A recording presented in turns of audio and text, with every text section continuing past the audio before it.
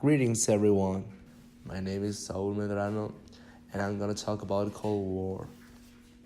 The Cold War was not a war like the word itself, but it was rather a state of political tension.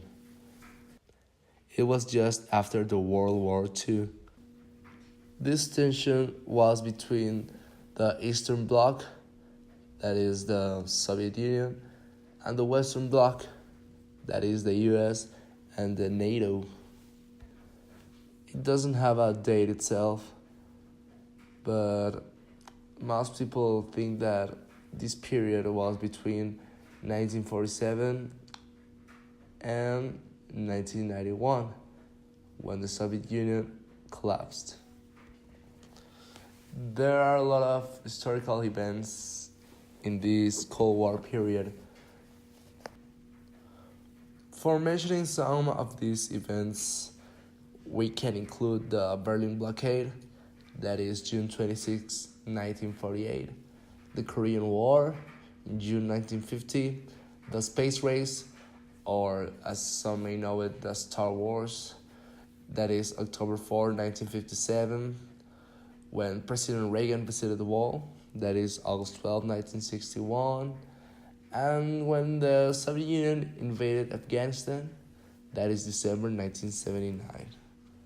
And finally, we could include the reunification of Germany, that is November 9, 1989. Now, the term Cold War has a rather confusing origin. Some say that it was first written by the Spaniard Don Juan Manuel by describing a conflict between Christians and Islam. However, the first use of this term in English as we know it was by the well-known writer George Orwell. It was used in his essay, You and the Atomic Bomb. He talks about the world by being in a relative peace, but being in a threat of a nuclear war. That is what he called a permanent Cold War. Now, these two blocks of the world had a different political view of how countries should be run. We all know that the US and NATO always had the ideal of capitalism. But what is capitalism exactly? Capitalism is a system where the economy runs by private individuals. These individuals have the means of production, that means the money, the capital, that is capitalism, using the capital. These means are,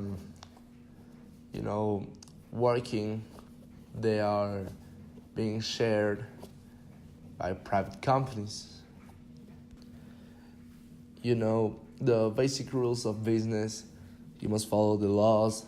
The law applies the same to everyone, to every corporation. You can sue, you can be sued, and your main goal as a leader, as an owner of a private company, is to make profit. This system is what makes the free market economy. Now, socialism, by the other hand, gives the money, the capital, to the state or to the public. They are owned by the state. That is, you work, and what you earn you can say that, is then distributed to everyone else.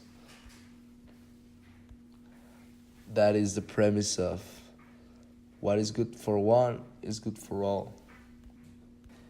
And how that wealth is distributed is only in the hands of the government. Now, allegedly, in a society that has that works under this ideology, the government is the one that provides everything for the people. People, as in capitalism, have to pay for the services. They also have taxes. Ricardo Medrano about this topic of the Cold War. Countries were the world leaders during this period. La Unión Soviética y Estados Unidos. Why did countries who were allies during the wars become enemies afterwards? Por la diferencia de ideologías políticas. Where did the Cold War take place? No hay lugar específico, obviamente, ya que fue una situación de tensión entre el bloque del este y el bloque del oeste. What opinion did the general public have of the Cold War? Había un odio al comunismo por parte de los americanos. What type of weapons did the two world powers have at their disposal? Ambas partes tenían armas nucleares. El USA Washington fue el primer submarino con un misil nuclear. Rusia también desarrolló el misil de asalto AK-47. Well, as we can see, this Cold War led to some pretty important events in the world. Some of them were actually beneficial to the countries, like the reunification of Germany, but led to a lot of death and gloom, like in the Soviet Union. In my opinion, capitalism should win always. It's not a perfect system, but it surely keeps us maintained in an economic stable situation. Thank you for your attention. All the references are in the documents. Thank you.